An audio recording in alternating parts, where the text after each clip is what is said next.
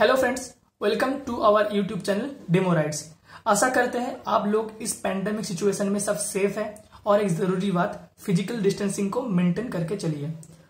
आज से हम लोग फिर से डेमो राइड्स में टेक्निकल वीडियो बनाना स्टार्ट कर रहे हैं और हमारा और एक मेंबर ऑलरेडी मैथ और एप्टीट्यूड के ऊपर बेसिक क्लासेस स्टार्ट कर चुका है। आप लोग उसे भी जाके देख सकते हैं, बहुत अच्छा वीडियो बन रहा है। तो आज ये वीडियो स्टार्ट करने से पहले हम लोग डेमो राइड्स की तरफ से कुछ कहना चाहते हैं। जैसे कि आपने हम लोगों का चैनल का नाम देखा है डेमो राइड्स। यहाँ पे हम लोग डेमोन्स्ट्रेशन बेसिस के ऊपर स्टडी कराने की कोशिश करेंगे, कुछ कॉन्सेप्ट गेन करने की कोशिश करेंगे। जैसे हम लोग ऑलरेडी स्टार्ट किए थे कैपेसिटर के लिए, जो उसको हम लोगों ने अच्छे से डेमोन्स्ट्रेट किए थे।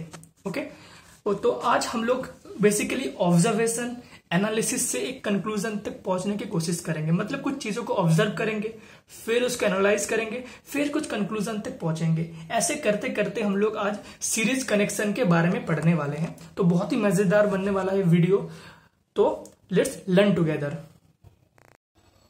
तो सीरीज कनेक्शन जानने से पहले हम लोगों को यह जानना पड़ेगा एक इलेक्ट्रिकल सिस्टम में क्या क्या कंपोनेंट होना जरूरी है। ओके, तो इलेक्ट्रिकल सिस्टम हम लोगों को बनाने के लिए हमें दो चीज का जरूरत है। एक है इलेक्ट्रिकल पावर सोर्स और इलेक्ट्रिकल लोड। यहाँ पे इलेक्ट्रिकल जो पावर सोर्स है इलेक्ट्रिकल लोड को पावर प्रोवाइड करता है और ये लोड रन करता है। ये लोड कुछ भी हो सकता है, एक बल्ब हो सकता है, एक फैन हो सकता है। ओके, और कुछ भी इलेक्ट्रिकल इक्विपमेंट हो सकता है। ओके, सो अब हम लोगों को जानना पड़ेगा एक इंपॉर्टेंट लॉ। वो क्या है? Ohm's law. ओम्स लॉ क्या कहता है कि अगर किसी भी कंडक्टर के कोई भी दो डिफरेंट पॉइंट के बीच वोल्टेज डिफरेंस रहता है और उस कंडक्टर के थ्रू अगर करंट आई फ्लो करता है तो V बाई आई का जो रेशियो होगा वो इक्वल टू कांस्टेंट होता है और इक्वल टू R होता है। यहाँ पे R जो है ये हमारा रेजिस्टेंस है। ओके, और एक इंपॉर्टेंट पॉइंट जो है थ्रू आउट दिस इस कंडक्टर का जो टेम्परेचर है वो चेंज नहीं होना चाहिए। तो यही है ओम्स लॉ। इसको डिफरेंट बुक में डिफरेंट टाइप से एक्सप्लेन किया है। ओके, सो ये जो इक्वेशन है V बाई आई, हम लोग इसे बहुत टाइप से रीराइट करके लिख सकते हैं, जैसे V by R equal to I. Okay, अभी हम लोग सीरीज कनेक्शन को आइडेंटिफाई करने की कोशिश करेंगे। ओके, आप लोग देख सकते हैं यहाँ पे कुछ रेजिस्टेंस कनेक्टेड है आपस में। तो ये सीरीज कनेक्शन है कि कुछ और है, हम लोग को पता नहीं है। तो वही हम लोग यहाँ पे आइडेंटिफाई करने की कोशिश करेंगे। तो यहाँ पे पहले गौर कीजिए, हम मेरे पास दो रेजिस्टेंस है, एक रेजिस्टेंस यहाँ पे, एक रेजिस्टेंस यहाँ पे, और इन लोगों का दो एंड है। एक एंड यहाँ पे है, एक एंड यहाँ पे है, और इस रेजिस्टेंस का भी दो एंड है, एक यहाँ पे, एक यहाँ पे। अगर हम इस दो रेजिस्टेंस को ऐसे आपस में कनेक्ट करते हैं तो हम लोग कहेंगे कि ये दोनों रेजिस्टेंस A और B टर्मिनल के बीच में सीरीज में कनेक्टेड है। मतलब हम लोग जब इस रेजिस्टेंस का एक एंड और इसका और दूसरा रेजिस्टेंस का एंड कनेक्ट करेंगे कॉमन पॉइंट पे, तो हम लोग ये कहेंगे A और B के बीच में ये दो रेजिस्टेंस आपस में सीरीज में कनेक्टेड है। यहाँ पे सबसे इंपॉर्टेंट पॉइंट है ये जो कॉमन पॉइंट है, जहां पे दो एंड कनेक्ट होता है, दो डिफरेंट रेजिस्टेंस का या दो डिफरेंट एलिमेंट का। यहाँ पे सिर्फ दो ही कनेक्ट होगा, कोई तीसरा वाला एंड नहीं आएगा। ओके, अब यहाँ पे देख लेते हैं। मेरे पास यहाँ पे ये जो पॉइंट B है, यहाँ पे R1 रेजिस्टेंस का एक एंड, R2 रेजिस्टेंस का एक एंड कनेक्टेड है। C में ही same R2 and R3 connected है। ओके, जब throughout the A to E मेरा सारा रेजिस्टेंस सीरीज में कनेक्टेड है, ये हम कह सकते हैं। ओके, अब अगर हम लोगों को मल्टीमीटर से इस रेजिस्टेंस का अगर रेजिस्टेंस वैल्यू निकालना है तो हम लोग क्या करते हैं, जब इस सिंगल रेजिस्टेंस था तब हम लोग ऐसे इस दो जो टर्मिनल है हमारा मल्टीमीटर का, ऐसे हम लोग कनेक्ट करते तो हम लोगों को रेजिस्टेंस वैल्यू मिल जाता। अब क्या हुआ कि अगर ये दोनों का हमने क्या कनेक्ट कर दिया तो हमारे पास अभी दो ही टर्मिनल बचा है, A और B। तो हम लोगों को अब रेजिस्टेंस मेजर करने के लिए A और B के अक्रॉस में मल्टीमीटर को कनेक्ट करना पड़ेगा, तब जाके हमें टोटल रेजिस्टेंस यहाँ पे शो करेगा। ओके, तो हम लोग इसे प्रैक्टिकली भी करके देखने वाले हैं। ओके, तो मैं पहले यहाँ पे तीन रेजिस्टेंस को पहले से ही सीरीज में कनेक्ट करके रखा हूं। मैं 1 बाई 1 एक मल्टीमीटर से रीडिंग लूंगा, देख लेते हैं किसका क्या है। तो पहले मेरा आ रहा है 11 ओम, उसके बाद मेरा जो आ रहा है 47 ओम, फिर मेरा आ रहा है 23 ओम। ओके, तो मैंने यहाँ पे बेसिकली क्या किया है, तीन डिफरेंट रेजिस्टेंस को आपस में सीरीज में पहले से कनेक्ट करके रखा है। आपने देखा कि इसका वैल्यू है मेरा 11, इसका वैल्यू है 47, इसका वैल्यू है 323, और यहाँ पे कुछ कलर कोडिंग्स भी है। हम लोग कलर कोडिंग से भी इसका वैल्यू निकाल सकते हैं, रेजिस्टेंस का वैल्यू। उसके ऊपर हम लोगों ने ऑलरेडी एक वीडियो बनाया है जिसका लिंक मैं डिस्क्रिप्शन में दे दूंगा, आप लोग उसे जाके देख सकते हैं। ओके, अब हम लोग कुछ और करने वाले हैं। यहाँ पे जरा ध्यान से देखिए। तो मैं इस सारे डेटा को यहाँ पे लिख लूंगा। ओके, यहाँ पे मेरा फर्स्ट R1 का वैल्यू कितना था, 11 ओम था, उसके बाद था 47 ओम था, उसके बाद 323 ओम था। अब मैं इस सबको करूंगा ऐड। तो अब कैलकुलेट करते हैं, 11 प्लस 47 प्लस 233, ये होता है मेरा 381, सॉरी फिर से लिखता हूं, 381 ओम। ओके, तो देखते हैं क्या होता है। अब यहाँ पे टोटल में देखता हूं कितना है।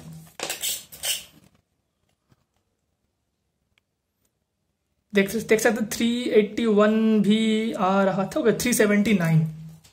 हम लोग मान के चलते हैं कि हमने देखा कि अभी आया 379, जो 381 भी शो कर रहा था, हमारा रीडिंग थोड़ा फ्लैक्चुएट कर रहा था। ओके, तो हम लोग क्या कंक्लूड कर सकते हैं कि ये जो टर्मिनल है मेरा ए वाला और ए वाला, जो एक्चुअली मेरा यहाँ पे है, यहाँ से लेके यहाँ तक, इसके अक्रॉस जो रेजिस्टेंस वैल्यू है मेरा शो कर रहा है 379 और कभी 381 भी शो कर रहा था। और हम लोगों ने इंडिविजुअल रेजिस्टेंस को मेजर करके देखा कि इसका समेशन करने से 381 हो रहा है। तो हम लोग इससे क्या कंक्लूड कर सकते हैं कि सीरीज में अगर आप जितना सारा रेजिस्टेंस लगाएंगे तो सबका जो इंडिविजुअल वैल्यू है उसको ऐड करने पे हमें इक्विवेलेंट रेजिस्टेंस मिल जाएगा। सो सीरीज में रेजिस्टेंस आर एडिटिव।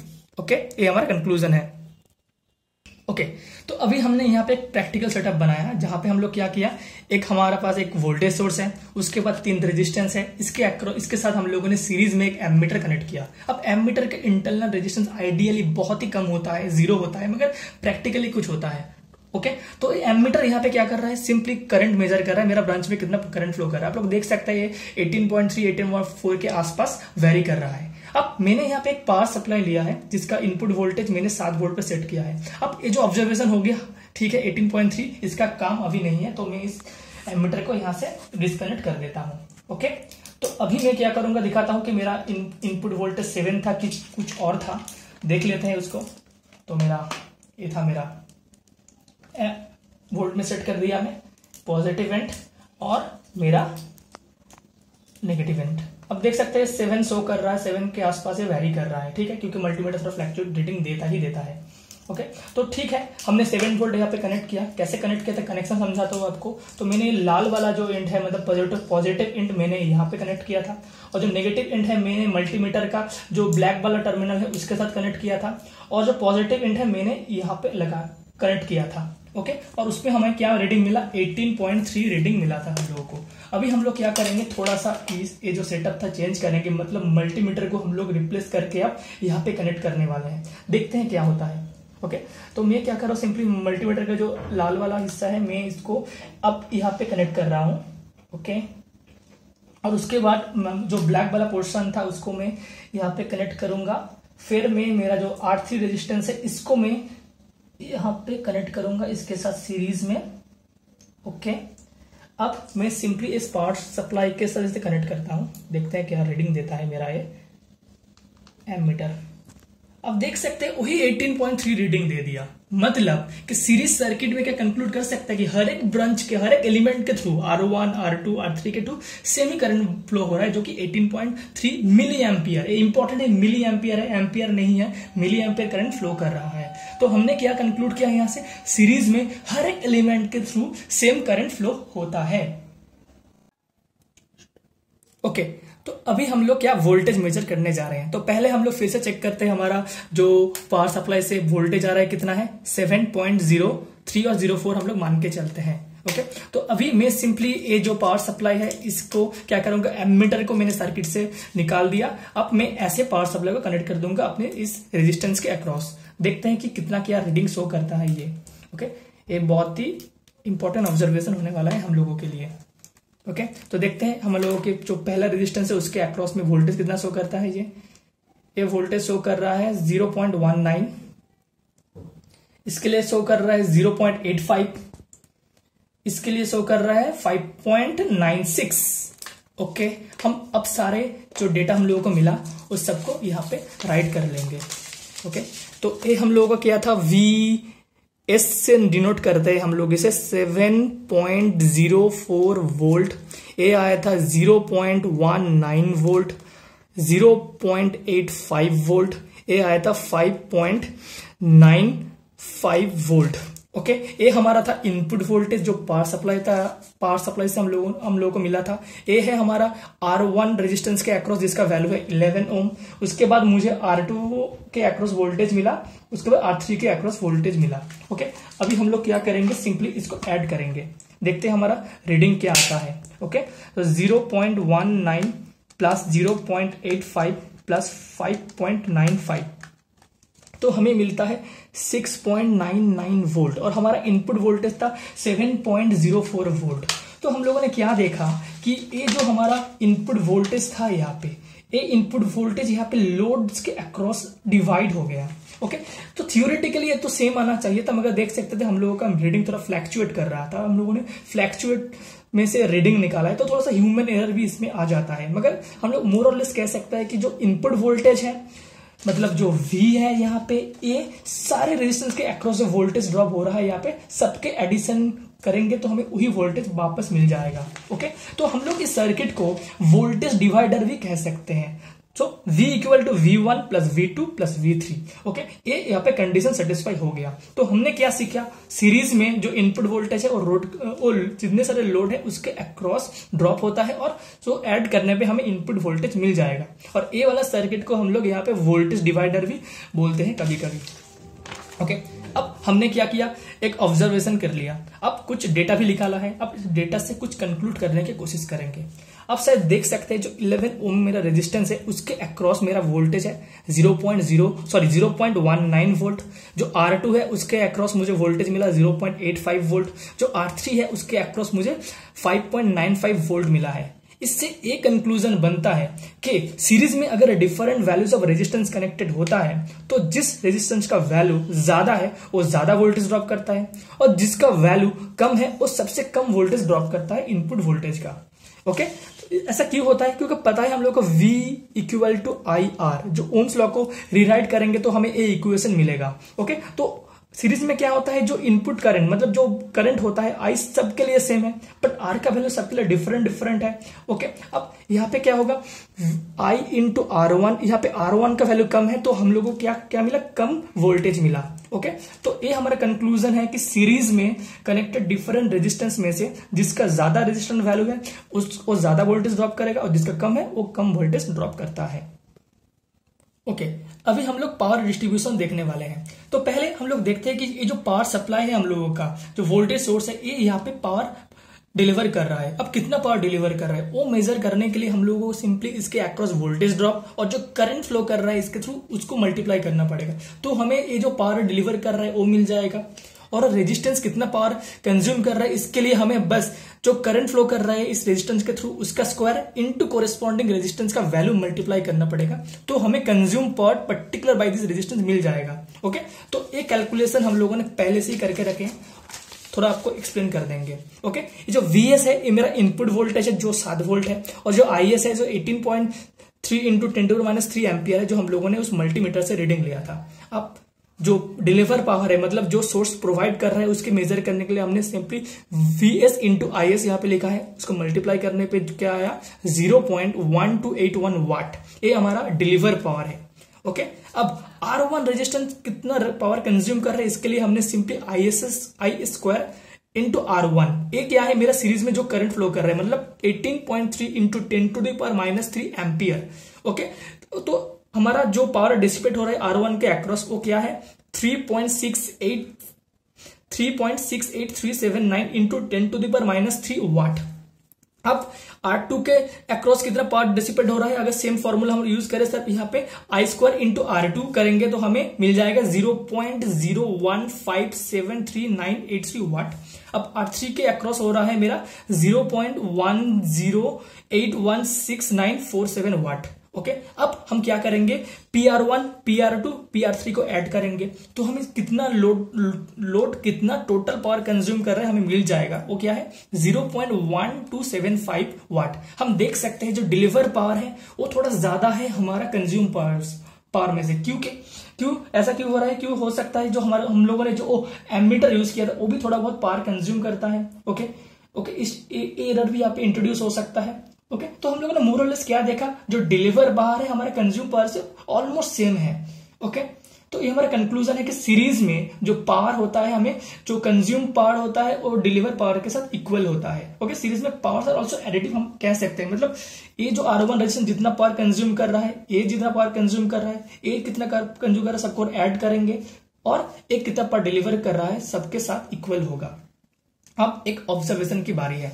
अब अगर देखेंगे जो R1 रेजिस्टेंस है इसके सबसे कम वाला पावर कंज्यूम कर रहा है जो 10⁻³ के रेंज में वाट में है, मगर इसका देखिए 10⁻³ है यहाँ पे मल्टीप्लाई इसके साथ। जो R2 है इसका रेजिस्टेंस थोड़ा ज्यादा है, तो ये इसके कंपैरिजन में R2 रेजिस्टेंस थोड़ा ज्यादा पावर कंज्यूम करता है और R3 उससे ज्यादा पावर कंज्यूम करता है। तो हम लोग क्या कंक्लूड कर सकते हैं इससे कि सीरीज में अगर different values of resistance connected होता है तो जो रेजिस्टेंस का वैल्यू सबसे ज्यादा है वो ज्यादा पावर कंज्यूम करेगा, कम है वो कम पावर कंज्यूम करेगा। क्यों? क्योंकि सेम फंडा है यहाँ पे जो I² इंटू R1 है, मतलब R1 कोरिस्पॉन्डिंग रेजिस्टेंस है, तो R वैल्यू सबके लिए अलग अलग है मगर I² वैल्यू सबके लिए सेम है। तो जिसका R वैल्यू ज्यादा है वो यहाँ पे ज्यादा पावर कंज्यूम करता है। ये हमारा एक कंक्लूजन है। ओके, तो अभी इसमें हम लोग ओपन सर्किट के बारे में पढ़ने वाले हैं। ओके, तो हमने क्या किया, सेम टाइप का ही मैंने यहाँ पे कनेक्शन यूज किया है मगर थोड़ा सा हमने रेजिस्टेंस वैल्यू को चेंज कर दिया जिसके चलते यहाँ पे थोड़ा करंट वेरी हो गया। ओके, तो हम लोग क्या करेंगे, थोड़ा सा यहाँ पे ध्यान से देखेंगे कि हम लोग ओपन सर्किट स्टडी करने के लिए एक रेजिस्टेंस को यहाँ से रिमूव कर देंगे। ओके, या कहीं पर भी ब्रेक कर देंगे तो यहाँ पे आसानी ये होगा कि हम लोग कोई एक रेजिस्टेंस को यहाँ से सर्किट से रिमूव कर ले। तो मैं सिंपली जो मिडिल वाला रेजिस्टेंस है मैं इसे यहाँ से रिमूव कर लूंगा। अब देख सकते हैं कि मेरा एमीटर का रीडिंग धीरे धीरे 0 हो गया क्योंकि सर्किट में कोई करंट फ्लो नहीं कर रहा है अभी। ओके, तो अभी मैं सिंपली कुछ मेजरमेंट लूंगा, वोल्टेज मेजर करूंगा। जैसे कि मेरा इनपुट वोल्टेज क्या है सर्किट में मैं वो मेजर कर लेता हूं इसके अक्रॉस। देखते हैं कितना शो करता है। 7.06 मेरा इनपुट वोल्टेज है मेरा, अब जो यहाँ पे हम लोग अप्लाई किया। अब मैं R1 के अक्रॉस रेजिस्टेंस मेजर करके देखता हूँ, वोल्टेज मेजर करके देखता हूँ क्या है। तो इसके अक्रॉस मैंने वोल्टेज क्या देखा था, वोल्टेज देखा था 7.05। अब वोल्टेज अक्रॉस R1 में मेजर कर रहा हूँ, देखते हैं क्या देखा था है 0। वोल्टेज अक्रॉस R3 मेजर करता हूँ, ये भी 0 दिखा रहा है। अब मैं voltage across this open circuit मतलब जहां पे ओपन है उसके अक्रॉस वोल्टेज मेजर करके देखता हूँ कितना शो करता है 7.06 और 05। मतलब मेरा जो इनपुट वोल्टेज है वो पूरा का पूरा इस ओपन सर्किट के जगह पे ड्रॉप कर गया। अब ऐसा क्यों हुआ, इसको एक्सप्लेन हम लोग ऐसे कर सकते हैं कि हमने पहले ही देखा था कि सीरीज में different values of resistance connected होगा तो जिसका वैल्यू सबसे ज्यादा है उसके अक्रॉस ज्यादा वोल्टेज ड्रॉप करता है। और यहाँ पे तो देख रहे हैं कि ये जो ओपन सर्किट है यहाँ पे पूरा का पूरा इनपुट वोल्टेज आ गया, यहाँ पे कुछ भी नहीं है। तो क्या हम लोग कंक्लूड कर सकते हैं कि यहाँ पे कुछ करंट फ्लो नहीं कर रहा है, मतलब यहाँ पे इतना ज्यादा रेजिस्टेंस कनेक्ट है जो करंट को अलाउ नहीं कर रहा है और वो पूरा का पूरा इनपुट वोल्टेज ही अपने पास ड्रॉप कर लिया। ओके, अब प्रैक्टिकली क्या होता है, यहाँ पे कुछ भी नहीं है, मतलब एयर है। अब air is a not good conductor of electricity, तो फिर क्या हो रहा है, तो यहाँ पे पूरा का पूरा वोल्टेज ड्रॉप मेरा यहाँ पे आ गया। तो यही है सीरीज में ओपन सर्किट कंडीशन। ओके, तो अभी हम लोग शॉर्ट सर्किट कंडीशन को पढ़ने वाले हैं यहाँ पे। तो मेरे पास अभी एक कनेक्टिंग वायर है, हम लोगों को पता है कनेक्टिंग वायर का रेजिस्टेंस बहुत ही लो होता है। ओके, तो अब मैं क्या करने जा रहा हूं, जो मेरा सीरीज कनेक्शन है देख सकते हैं यहाँ पे, मैं पहले R2 रेजिस्टेंस के अक्रॉस इस कनेक्टिंग वायर को कनेक्ट करूंगा, फिर R3 के अक्रॉस कनेक्ट करूंगा, फिर हम लोग कुछ ऑब्जर्व करेंगे। देखते हैं मेरा कि एमीटर का रीडिंग क्या देता है। ध्यान से देखिए, इसे मैं ठीक से कनेक्ट करता हूं, देखते हैं कि करंट थोड़ा इंक्रीज कर गया मेरा सर्किट में, 20 मिली एम्पियर तक पहुंच गया जब मैं R2 को शॉर्ट किया, मतलब R2 के अक्रॉस से कनेक्ट किया। अब मैं R3 को के अक्रॉस एक कनेक्टिंग वायर को कनेक्ट करूंगा, देखते हैं कि करंट 105 मिली एम्पियर तक पहुंच गया, 18 से डायरेक्ट 105 मिली एम्पियर तक पहुंच गया। अब ऐसा क्यों हो रहा है, अब अगर ध्यान से देखेंगे यहाँ पे अगर मैं इसे कनेक्ट करता हूं, हमने क्या कहा, इसका रेजिस्टेंस बहुत ही कम है और यहाँ पे R2 इसका कुछ रेजिस्टेंस वैल्यू है। तो करंट यहाँ पे आने के बाद जब देखेगा कि यहाँ पे एक रेजिस्टिव पाथ है और यहाँ पे नो रेजिस्टिव पाथ है, जहाँ पे रेजिस्टेंस ऑलमोस्ट 0 है, तो वो इस रेजिस्टेंस से फ्लो नहीं करेगा, ताकि तब वो यहाँ से फ्लो करके इस पॉइंट तक पहुंचेगा। मतलब हम कह सकते हैं तब इस रेजिस्टेंस R2 को ये बाईपास कर दिया। सेम ये R3 के साथ भी यहाँ पे किया, तो R2 के साथ भी किया था और R3 के साथ भी किया था। अब ऐसा क्यों हो रहा है? हम लोगों को पता है कि सीरीज में जो रेजिस्टिव वैल्यू है टोटल था, पहले हमारा क्या था, R equal to R1 plus R2 plus R3।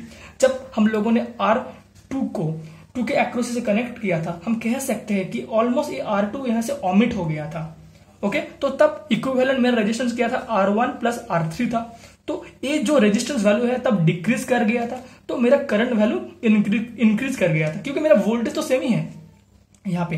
फिर R3 के लिए सेम हुआ था मेरा। अब R3 का वैल्यू थोड़ा ज्यादा था, इसलिए मेरा रेजिस्टेंस वैल्यू थोड़ा ज्यादा डिक्रीज हो गया, तो इस टाइम करंट थोड़ा ज्यादा इंक्रीज कर गया था।